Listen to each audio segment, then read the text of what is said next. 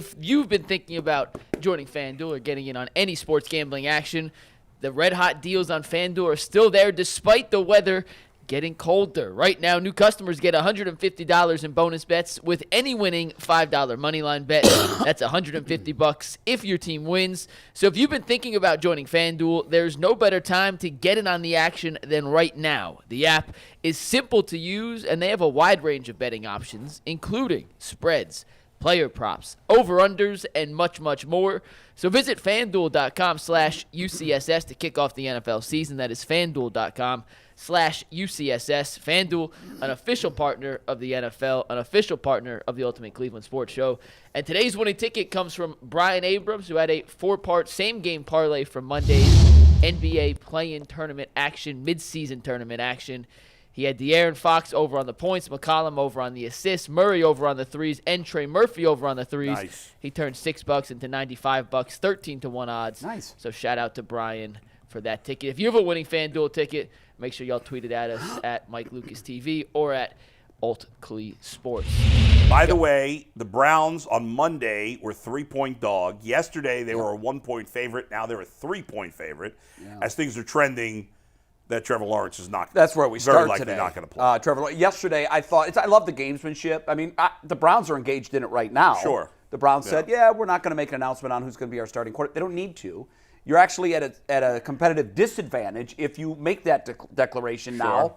There's no need to. That's why I wasn't at all surprised yesterday when the head coach of the Jags, former quarterback for the Browns, Doug Peterson, kind of led the media to believe, like, hey, this thing could happen. He could play. That's nonsense. No. It's been diagnosed as a high ankle sprain. If he does, he rewrites the recovery period for a high ankle sprain. Didn't Mahomes play on a high ankle sprain last year in the Mahomes playoffs? did. In the playoffs, but didn't he have a week between the last regular season game? It was in the. He hurt it against He the got Jags hurt versus in the playoffs.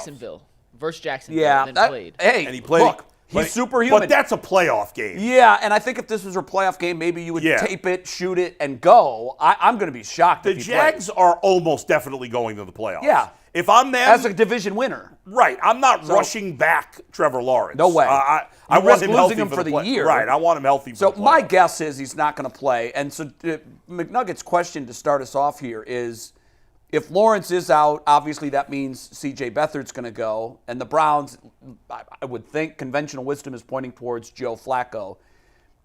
If that happens, do the Browns have the definitive quarterback edge in your guys' mind? Flacco over Beathard? Yes. Tyvis, you played with Beathard, right? Listen, CJ was I love playing with CJ. CJ was really a high-energy guy, was a dog on the field. Obviously, he didn't have the success when it comes to wins and losses, but I think he did a really good job of picking up Kyle Shanahan's offense. I mean, you got to give him credit because Kyle Shanahan is one of the best offensive minds in this game today. Right. To be able to operate that and make plays, I thought he was able to do that. And I also thought he brought this toughness to him. You know, he was one of those guys that'll scramble, drop the shoulder. Guy? Yeah, he's from Iowa. Yeah, so you know how they are. Yeah. But you're right. That's why I bring it up. yeah, but I would definitely take Joe Flacco over him just from the simple fact that, you know, we got to watch Joe play last week at 38. What is he, 38? Yep. And he looked good. I mean, he's still poised. He brings leadership to the whole deal. It's a sense of calmness. It's like he understands what Kevin Stefanski wants and where to go with the football. And outside of the one pick that he threw, that was like the worst play he had. He does a good job of taking care of the football because he didn't have any fumbles. Right. So I kind of like him over CJ in this. Now, don't get me wrong. I like Calvin Ridley over, say, Amari Cooper's out over Elijah Moore. Sure. So I think he's But got. they've lost their other good wide Kirk is receiver. Christian gone, Kirk. too, Yeah, Christian for the Kirk. season. But I think that from the weapons standpoint, for some odd reason, I just like Jacksonville. It's a little bit better. Before Bull goes, McNuggets has something. Yeah, I just remember a conversation I was having with Bull back in, I believe it was July, and you can take tag board full here, Steve, but I said, Bull, what are the 3 best words in sports? And he said, quote, the 3 best words in sports? Easy. Flacco versus Beathard. Now, this was from the I middle love of the July. thinking man bull photo. I love that. This was from July, so Bull, who's never wrong, actually predicted this was True. going to happen back in July. So, Bull, now you have a chance I to am wrong answer this plenty, question. but in this case, I was right. I knew Yeah, this game this was is coming. a highly anticipated matchup. I would give the edge to Flacco, but I don't think it's a huge edge. At this point, certainly if we had Joe Flacco from 8-10 years ago, then it would be a big edge. Right. At this point, I think it's a slight edge, but the difference is if Trevor Lawrence was playing, it would be a big edge for Jacksonville. Yeah. Instead, you got a slight edge for the Browns. I thought CJ Beathard, when he came in last week, did a decent job. Yeah, he did. Managed very well. He played pretty well. Yeah. And you talked about it. You know him. I mean, you say he's a tough guy. He's a leader. Yes, he is. It didn't feel like the moment was big. He came into the game in a big spot. So I think he's fine. But Joe, obviously, and now the big advantage that Beathard has over Flacco is he's been in Jacksonville for 2 years. That's it. So he knows that system. Right. Whereas Joe's still new to the system and new to the receivers. But in the end, I'll go with Joe having more experience and played a full game last week to give him a slight edge, but not massive. I'm with you. I think it makes it a clean sweep. Flacco is the guy that I want starting. So look at it this way. This is the way I approached it.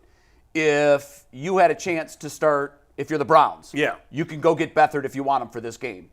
Do you want him or do you want Joe Flacco? And forget the knowledge of the system. Just on, Right. Like, yeah. It's clearly Flacco has had a longer career. He's more experienced. Yeah. He's won the Super Bowl. Mm-hmm. I do want Joe Flacco on the team, and I think the Browns have a very slight edge at quarterback for Sunday's matchup. But I'm with you, Bull. When I watched CJ, I thought after the limited time we saw him in the game, I thought when it went to overtime and they got the coin toss, I thought, oh, they're going to probably win the game. I mean, his last drive, he drove them down the field for them to kick the field. Yes, he did. tie the game. And looked very good. I think it was 4 or 5. Or I 5 think of he was 6. 4 or 5. Yeah, he Something made like a that. number of good throws in his 2 drives that he played. So it's not like this is a Nathan Peterman situation. No, not at all. Like, But here's the one thing that I hope the Browns have learned through this season, not Yeah. just their situation, but the situation of the other 31 teams. We've talked at length this year, particularly because it affects the Browns so dramatically, about the impact of the backup quarterback and the role of the backup quarterback and how much of your salary cap resource should go towards your backup quarterback. The Browns have very clearly made an organizational decision that position for them is not important. In large part because, and this was true last year, if you don't have Deshaun Watson, you're not winning a Super Bowl. Mm-hmm. And I think that's the way they went into this season, saying, look, we think that DTR is ready based on what we saw in the preseason. There's a negligible difference between DTR and Josh Dobbs. Yeah. So they made the decision to cut bait on Dobbs and trade him. Well, I think the luxury of having a guy like that in the system that knows the system and has been there.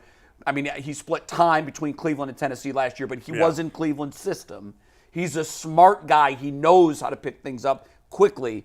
I just think that I want a veteran backup quarterback. And we've seen that and he's not a veteran per se. It's hard to call a veteran a backup these days because you're not going to have a guy that's been in the league 12, 13 years. Mm-hmm. But I think the ideal situation is having Browning in Cincinnati, who's been in the system multiple years. Right. And it's not going to be a crash course pop quiz like it has been for the Browns twice this year. But what I could argue, 3 times this year. What I could argue is maybe next year DTR is the perfect backup for the Bull, Browns. you might absolutely. You know what I'm saying? I hope that they go a sustained period of time, 3 years, that's the length of his contract. Yeah. Keep DTR in the system. Let him understand Right. where if Deshaun Watson goes out next year, you've got a guy that you can bring in that you're no longer trying to cram all this information into his head, which can be very overwhelming, particularly for a rookie. Mm-hmm. Yeah, you have to have a backup that you can trust. He doesn't have to be necessarily an older player, but it's got to be somebody that is not a disaster if you put him in there. I agree. And some team, like we saw what happened when Arizona went to Clayton Tune. And in fairness to him, it was only 1 game, but it was a disaster. It was a disaster. He was awful. And so, I just feel like the Browns, this is 2 years in a row that the Browns have fallen victim to a decision that they made. So last year this is a passing league. We don't need defensive tackles because they're going to pass the ball. And boom, we fall victim to that. This year, we don't need a backup quarterback. We got a rookie that we believe in. Who cares about a backup quarterback? And boom, it's not just the Browns. Everybody, it's a lot of teams that's affected. You know, it reminds me of Bull in baseball. There's a saying that the ball always finds the new guy. Yeah. Like when you make a defensive change and you put someone in at third base, inevitably the very first ball that inning is a shot to third base. Yeah. You know, and it's kind of like that. When you have a weakness, it almost inevitably is always exposed. I wonder, we talked about this before. Pretty much every team that spends big money on a starting quarterback does not have a high-paid backup. No. I mean, across the board. The only high-paid backups are on teams with low-paid starters. And I'm not suggesting that you go the high-paid route, because the high-paid route is the Jacoby Brissett. Right. So I think that is an extreme luxury, that you don't have to go that far. Just go with the guy that's your guy for 3 or 4 years. Right, And when stick his with a contract guy. is up, when Browning's contract is up, and I don't know how they're going to handle this. They've got a lot of decisions to make, Yeah. the Bengals do. Yeah. But this is a guy who you might want to float a little bit more money to, because he's in that perfect category. Is he good enough to be an NFL starter? I don't know. He certainly We'll see how he played plays well. the rest of the We'll see how he year. Yeah. plays. But so he's not going to get a huge offer to No. go somewhere else. No. In the grand scheme of things, what is Baker working for this year? Did he go for $4 million? Something in that neck of the It woods. was a small number. $4 million. Okay, so a guy, now obviously with all of the drama that he had, you can't bring Baker in and ask him to back up Deshaun Watson. But think about where, I know you giggle. Ooh-wee, wouldn't that be something? There was nothing that said they had to move on from him. Well, But he wanted to move on. Of course he did. Yeah. But I'm saying there was nothing that mandated the Browns do it. No. But what's incredible to me, for all the poking that we've done at Baker Mayfield, how good would this team feel right now if in week 4, whenever Deshaun goes out, Baker Mayfield comes in and he's your backup quarterback? That's irrelevant at this point. It is. Because he but would what have I'm never saying been the is backup this year. He was a $4 million proposition. So I don't think you have to go all in on the $8 million to Jacoby Brissett and go that route, even though that is a luxury to have if you can do it. Maybe a team like Kansas City, it might make sense. That's already a championship caliber team, and you don't want your season to be decided on a late injury to your quarterback. But you can find these guys that you get in your system and keep them there for 3 or 4 years, even if you have to, quote, overpay. That's for that ideal, spot. although a lot of times if you do that, the first year of that guy, you don't know. You don't know what you're getting. You know what comes to mind when COVID hit? All of the cancellations that were going on worldwide were costing athletic organizations millions and millions of dollars. Yeah. And I believe it was Wimbledon. I can't remember now. One of the tennis tournaments, by just smart planning and covering every possible base, had actually taken out pandemic insurance. Now Really? it was a very expensive premium. I remember Yeah. It was reading the article Wimbledon. at the time, reading about it, saying, "Wow, how do you get that through your board of directors?" When if I'm on that board, I'm like, guys, we haven't had a worldwide pandemic in 100 years. I think we're good, They got paid $141 million. which is stunning. Sheesh. It's stunning, and they couldn't stage their event, so they were able to turn in their receipts from the year before, their gross or their net rather, and the insurance company had to write a check. Now, I imagine paying those premiums for Wimbledon were pretty damn painful. Every month you're writing out that premium check for pandemic insurance. It's the same thing for flood insurance in non-flood zones down in Florida. I have friends that took it at a pretty high rate, and they would say, I know I'm not in the floodplain, but hurricanes happen pretty regularly. And they took it. And when Ian came and wiped out everything 5 miles inland from the Gulf Coast, they got paid where most people did not because they didn't take the flood insurance riders. I wonder if league-wide we will see more teams spend on a backup quarterback because of this year. Yeah. I asked that question earlier, and I think yes. I guess that I that's mean, going to be listen, an interesting thing. the league. What's the number, Bull? 54 starting quarterbacks? So I don't even know exactly If what it is CJ anymore. Beathard starts, I think it's 53. Oh, I thought Beathard would be the 54th, but you may be right. Maybe I know we 53 were or 54, whatever it is. a couple of weeks ago, and I Jake don't Browning started, and Yeah, then I mean it's so he's probably 52. It's the probably most 53. ever already. Well, I mean, feel- and if you do the math, there's 32 teams, and if you're at 53, that means 21 of the 32 teams have started at least one game with their backup quarterback. So to answer your question, are more organizations in sports going to start taking pandemic insurance riders? Yeah. Well, I mean, Because Yeah, they saw how probably. much money they lost. Right. that was the whole point of the emergency backup quarterback thing. They give you 3 now, and 1 don't even count towards the roster because they knew that the NFL must be smart and like, listen, we're going to give y'all a chance to get you a quarterback to bring Well, in. they did that because of the Purdy situation. They did that Exactly. because the But I'm British- saying nobody. It seemed like nobody really utilized it this year. There are teams that are No, doing yeah, that. no, the Browns have used it, haven't they? Yes, if the guy is on the On the practice squad. does he have to be on the active roster or the practice I don't know squad? that I think he has to be on the active Oh, roster. okay. He has to be on the active roster, but not on the game day roster. Yes. Okay. Yes. When we had asked this question earlier, I remember proposing at the time, I think you said, no, that would never work. I'll just float it out there again. What if the NFL teams had a 1 salary exemption that had to be a backup quarterback? From the cap? From the cap. So, and here's why I bring that up. It's good for the league, and it's equal for all 32 teams. Nobody has an advantage. The reason I bring that up is you joke about Sunday's quarterback matchup. Well, if you think Sunday's quarterback matchup is bad, don't watch football tomorrow night. Oh, that's good. Tomorrow night might be one of the all-time worst that we've ever seen. the over/under in the game Is has gone Cunningham- up Zappy, to 30. Zappy. Okay, Mike just said the over-under on the game just has moved up a little bit Trubisky to and Zappy. 30. So it's Zappy and Trubisky. So the reason I bring this up is that's bad for the league. Yeah. It's bad for fans because the product is bad. It's bad for the league because it's an exclusive window, and the league makes its money, believe it or not so much on the regional Sundays, in their exclusive windows. That's why you see New York, Dallas, Philly, all of those big market teams playing over and over and over again on people Sunday complain, Night Football. People complain, Especially but when the people teams watch. are bad. But You're yeah. right. But the league, what they're doing, the league is hedging their bets. Yeah. They know when they put Dallas on a Sunday night, and this is proven even when Dallas is 6-6. Yeah. When they put Dallas in the Sunday night window, or the Giants in a Sunday night window, the number is just bigger than Yeah. if they put Arizona and Green Bay. Why? 2 small markets without a lot of national interest except for Green Bay. Yeah. But when you put a Dallas or a New York in the national window, and I've never done this, but I always said I'm going to do it.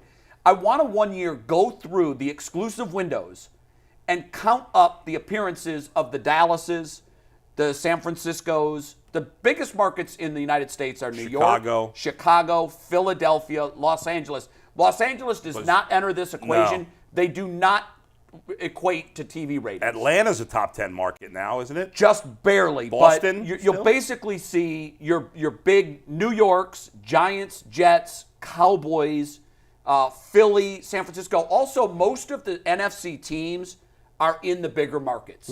If you look at where the teams are, obviously New York has 2. Chicago is exclusive to the NFC. Yeah. San Francisco now, with Oakland being out of that market, is exclusive to the NFC. Washington, NFC. Dallas, NFC. What's funny is Houston is one of the biggest markets, but the Texans, I don't think, move the needle. Like I don't other know. teams. I don't think they do. Not like But the it's a Cowboys. huge market, Houston. Yeah, it's a top 10 market Yeah. now. But the reason I bring that up is it's bad for the league to put a game in an exclusive window with horrible quarterback play. Nobody wants to watch sure. that. That's a fact. So what I'm proposing is all teams get an exemption with a cap of $10 million at that position, and that number can float as the cap moves up. But you have $10 million to spend that is cap exempt on a backup quarterback. And in my view, what that would do is it would make sure we don't have Thursday night and what we're going to see Sunday night. Because those quarterbacks that are kind of on the fringe of are they good enough to keep a roster spot? Well, no, because they've got 6 years experience. We've got to pay them more. Or a 10-year veteran that's now going to get the maximum for a league vet. Teams aren't going to waste that resource, but if it didn't count against the cap, I think they might. I just don't. I mean, I feel like I don't know that would make much of a difference because like who doesn't have a job because of the salary cap right now? Well, it's not who doesn't have a job, Bull. Yeah. It's that pool is turning over every 3 years. The pool of backup quarterbacks is turning over because teams don't want to spend resources to keep guys around. Yeah. Colt McCoy, for example, was an outlier. Colt McCoy kept getting jobs. Right. Typically, that doesn't happen. But there are some guys that have been like you that remember for a the while. term career backup? Yeah. That every team had There a used career to be a backup. guy like that on every team. There Not isn't. and I You think have- if they change that, and Maybe there they, would. they give an exemption for that backup quarterback position. Yeah. I think now you create a lane for a backup I quarterback. mean, there are some of those guys. Jacoby Brissett's that guy. There's a few right Chase now. in the Daniel league. was that guy. Andy Dalton's become that guy. Yes, you're Chad- absolutely Chad right. Henne. But for the 5 that we can name, Yeah. there's a bunch of guys we can name that we don't even know about. Right. And I don't think the league should put its product in the hands of guys we don't know about. I mean, there are guys even on the lower tier, like a Brandon Whedon type of guy, that you could have paid a little more, not at keep this him around. point, No, but that you're you right. might have had like guys like that. Yeah, and the I think best the guys- backups are still going to keep their jobs, but it's Yeah. the mid-tier backup that you're like, Let I'll him pay go. $3 million less to go with this rookie. And the teams that are looking for a backup Yeah. will find one in the draft or in free agency, like undrafted free agents. Right. Brock Purdy was one pick away from being an undrafted free agent. You know, I mean, so Yeah. but it is tough. I think it's a problem, Bill. That to your point, Yeah. it's going to change the way teams compose their roster. Yeah, it's bad that all these And quarterbacks are hurt. That's the bottom line. for the league. It's bad for the and league. for the fans, and I think the league can do something about it by giving them that slot exemption. You saying Brock Purdy, the #1 power ranked quarterback? That's exactly That's the your guy guy. I'm talking about. Your guy. My guy. Boy, did I take heat for that. I can't believe. Whoa, what do you mean? When said I he said was better a than top Josh 5, Allen. I said he was a top 5 quarterback going into the Browns game, and Bull said, who are you going to take out? And I said, Josh Allen.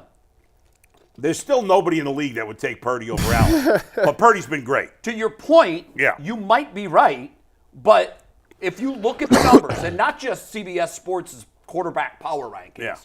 because that's kind of arbitrary. His numbers are really good. His numbers, He he's has in the the advantage of having the best talent around him, without a doubt, and I think the best coach. and a great coach. But that's all. That's how But- we can rate him. But That's all listen, we have. to Brock rate Purdy him on. deserves his respect. I He still does. wouldn't take him over Josh Allen, but he's certainly in the top 10 quarterback But what I conversation said at this about point. Allen, why I would take him out, is because I don't like the way he takes care of the football. That's been a problem this year. I think he Yeah, leads the but league he in more than interceptions again. more than makes up for it with what he does. That's the question. Yeah. It's the give and take. It's like Yeah. the home run guy. Is it worth having Anthony Rizzo in your lineup, hitting 199, but giving you 40 home runs? Yeah. That's For it. what it's worth,